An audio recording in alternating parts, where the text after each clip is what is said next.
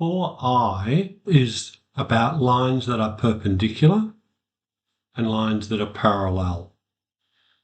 Parallel lines you're probably aware of from geometry. So if lines are parallel, they have the same gradient. So if we're using y equals mx plus c, then they have the same m value. Examples of parallel lines might be these two lines, which is y equals 3x plus 4 and y equals 3x minus 5.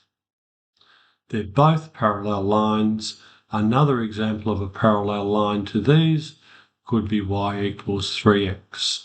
The thing that's common to all of them is that they share the same gradient of 3.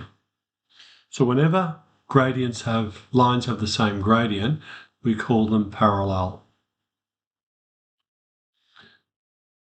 Perpendicular lines are lines that are at right angles to each other. So if I have an axis and I have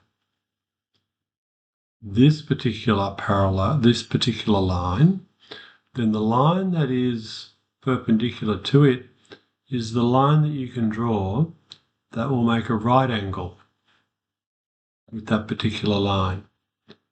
And the gradient of this line and the gradient of this line won't be equal. If one's positive, the other one's negative. And the connection between them is that the one gradient multiplied by the other gradient will equal -1. Or you could write one of them as -1 divided by the gradient of the other. Now this m1 and m2 could be interchanged. An example.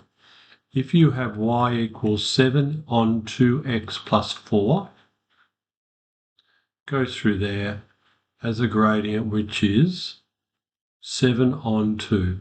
So we go over 2 and we go up 7.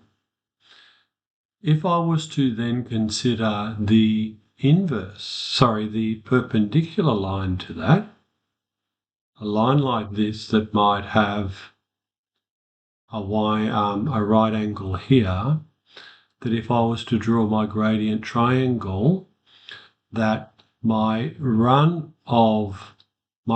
of 7 gets flipped and becomes a run of -7, and our run of 2 becomes a rise of 2, or the other way around. So my gradient of my perpendicular will be -2 on 7. So that's an explanation of perpendicular and parallel lines.